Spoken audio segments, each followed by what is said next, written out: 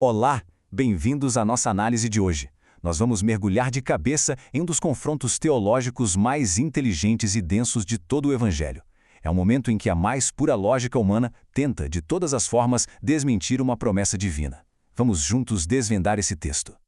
Pois é, essa era a pergunta no ar, o centro de um verdadeiro duelo teológico que aconteceu bem no coração de Jerusalém. Imagina a cena. Um grupo de céticos, muito influentes, arma uma cilada para Jesus com um argumento que na cabeça deles era simplesmente perfeito, sem falhas. E o palco para tudo isso não podia ser mais simbólico. O templo, o centro sagrado de Israel. A tensão era palpável. Faltavam poucos dias para a paixão. E os adversários de Jesus nesse debate? Ninguém menos que os poderosos saduceus, a elite sacerdotal da época. Para a gente entender bem essa batalha, primeiro a gente precisa conhecer os combatentes, certo? De um lado do ringue, os saduceus.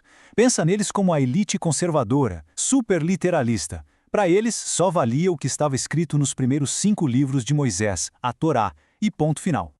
A visão de mundo deles era muito pé no chão, sabe? Focada nas bênçãos aqui na terra, no poder, na adoração do templo. Por isso, a ideia de vida após a morte, de ressurreição, anjos, isso tudo não era só estranho. Para a lógica deles, era simplesmente impossível. E é com essa mentalidade, com esse ceticismo todo, que os saduceus bolam uma armadilha que eles consideravam genial. Eles vão usar a própria lei de Moisés para tentar ridicularizar a fé na ressurreição. Uma jogada de mestre, pelo menos na teoria. A base do argumento deles vem de uma lei bem antiga, a lei do levirato. Era uma prática social e religiosa muito importante, criada para garantir que o nome e a herança de uma família não se perdessem. E aí eles montam um cenário extremo, quase caricato, para provar o ponto deles. Imagina só, uma mulher se casa com um homem. Ele morre sem deixar filhos. Ela então se casa com o segundo irmão, que também morre, e assim por diante até o 7º irmão. No final, ela também morre. E aqui vem o checkmate, a pergunta final da armadilha. Ok, se existe ressurreição, de qual dos 7 irmãos ela vai ser esposa? A pergunta foi feita para expor o que eles viam como o absurdo da ressurreição. Ela criaria um caos, uma bigamia celestial que iria contra a própria lei de Deus. A tática é um clássico da retórica, o que a gente chama de redução ad absurdum, levar uma ideia ao extremo para mostrar que ela não faz sentido. O erro fundamental deles? Achar que a vida no céu seria só uma continuação da vida na terra, com as mesmas regras e os mesmos problemas. Só que Jesus não morde a isca. Ele se recusa a entrar nesse joguinho lógico. Em vez de tentar resolver o quebra-cabeça, ele faz algo muito mais profundo. Ele desmonta o tabuleiro inteiro, mostrando que a base do argumento estava toda errada. A resposta dele é brilhante. Ele explica que o erro dos saduceus era fundamental. Eles estavam confundindo 2 planos de existência. Eles projetavam as regras desta era, um mundo marcado pela morte e pela necessidade de procriação, na era vindoura, que é um estado de ser completamente novo, transformado. E é nessa nova realidade que os ressuscitados serão, e aqui Jesus usa uma palavra genial, isangeloi, ou seja, iguais aos anjos. Não que vão virar anjos, mas que vão compartilhar da imortalidade deles.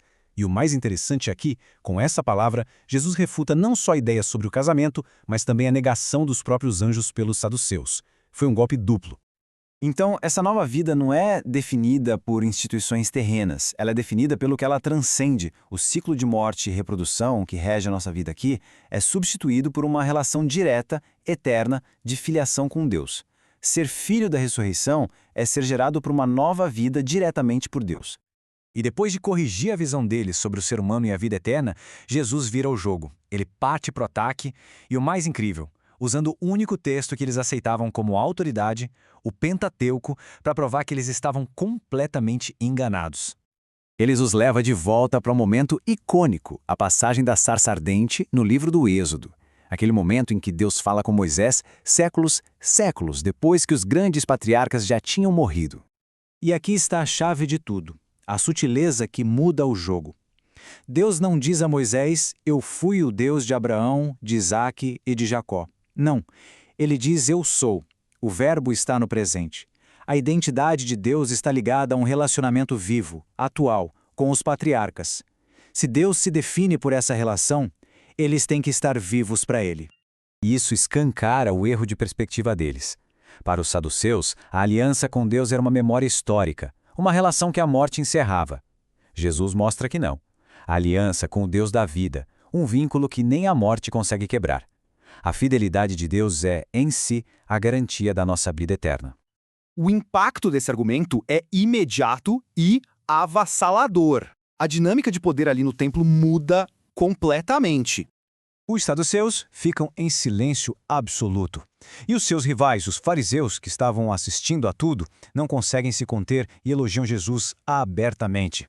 A vitória intelectual foi tão completa que, a partir daquele momento, ninguém mais teve coragem de tentar encurralá-lo com perguntas. Para vencê-lo, teriam que usar a força. Então, o que a gente leva de tudo isso? Esse encontro firma algumas verdades centrais da nossa fé. Primeiro, a autoridade de Cristo como o intérprete final das Escrituras. Segundo, a natureza da vida eterna, que não é um repeteco da vida aqui, mas algo novo e glorificado. E, o mais importante, que a nossa esperança não se baseia em nós, mas no poder daquele que é o Deus dos vivos. E no final, a vitória de Jesus nesse debate nos deixa com essa reflexão profunda. A ressurreição não é só uma questão de sobreviver à morte.